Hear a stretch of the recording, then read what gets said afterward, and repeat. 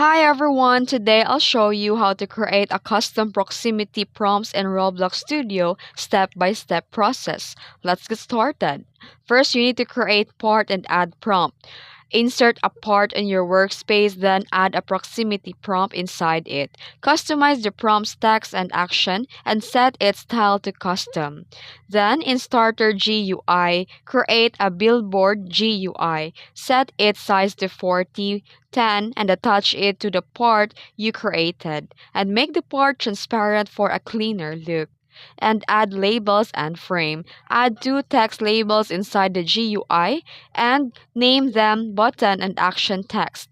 Then add a frame called progress, set its transparency to zero point 0.5, color to black, and size to 0 to 10.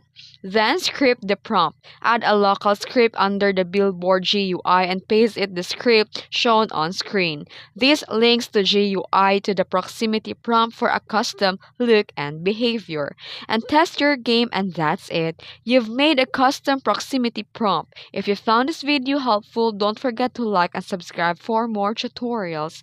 Thanks for watching.